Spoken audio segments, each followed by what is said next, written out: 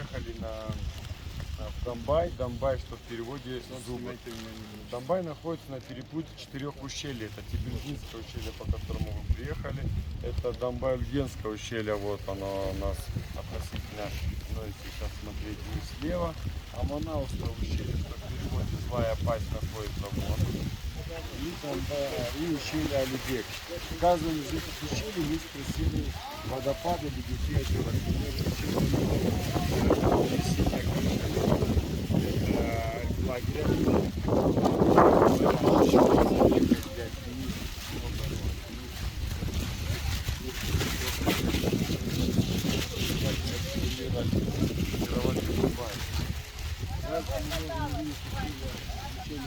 Водопад и вон прямо по курсу. И бараньи лбы, видите, вот эти камни. Эти камни называются бараньи лбы. Ледник, наступая и отступая, веками стирал грани острых скал. Получились такие очень опасные скользкие скалы. Слева от этих бараньих лбов мы можем наблюдать осыпь такую, видите? Это марена, это граница ледника, такой был ледник Алибекский. А вот за правой мареной мы увидим там Турья озеро. То есть в одном ущелье мы увидим водопады, ледники, альпийские луга, ну и бараньи лбы, ледники, озера. Слева тоже у нас еще один водопад. Видите, он такой каскадный. Значит, в ущелье Манаус есть каньон Чертова мельница, Суходжинские водопады, ну и, соответственно, знаменитый подъем на Биолакая, на главный Кавказский хребет. В ущелье Домбай-Ульген есть поляна Ви, названа в честь Ленинградского индустриального института. Дальше есть Русская поляна, названа в честь Русского горного общества, которое было основано вот как раз вот там. И водопады. Водопад, который у нас справа, видите, большой, он называется Джигут-Рулчапский водопад, имеет второе название Емура. Ну и понятно, гора, на которой мы находимся, называется Муса-Ачтара. Высота ее 3200 метров над уровнем моря. Здесь катаются на лыжах. Ну и, соответственно, это еще и... Это где? Вот.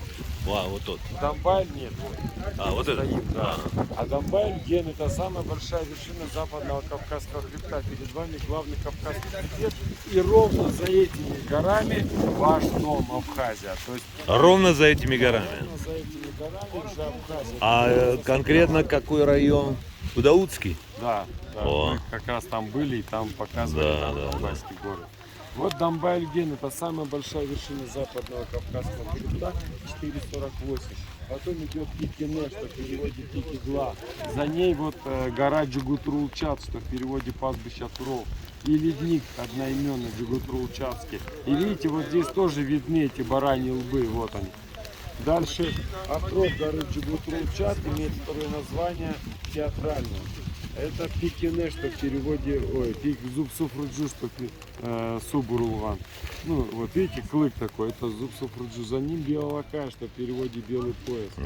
Дальше идут горные... Кая разве не скала? А? Кая. Кая скала. Скала, да. Биолакая. Белый пояс у него. Вон, видите, кварц посередине. Женщина Сулахат, по легенде, укрыла от ветров своего сына. Она лежит, вон, вверх смотрит. Вон там, да. Да. И гора Семенов-Баши названа в честь исследователя, геолога, был такой Семен Тяньшанский. Он исследовал эту гору, там есть очень красивое хрустальное озеро, там горный хрусталь лежит вот так. Вот. Ну и, значит, Домбай, первые туристы посетили Домбай в 1904-1909 годах, это были немцы, австрияки, поляки. Потом они же и оказались в горно-стрелковой дивизии «Вельвети». Они ушли в ущелье Гоночкирское, куда вы ездили, на озеро, да, и там 43-й маршрут военно-сумская дорога, один из идей Великого Шелкового пути. И там проходили ожесточенные бои с горно-стрелковой дивизией «Вельвети». Значит, первая гостиница была построена в Домбай в 1936 году без единого гвоздя, Солнечная долина. К сожалению, она недавно сгорела.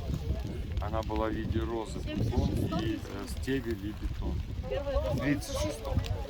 Да. Ну и вкратце так. Сейчас сколько гостиниц ориентировочно, не знаю. Ну, много. Очень много понастроено. Много, нормально. Надо еще. А, еще надо?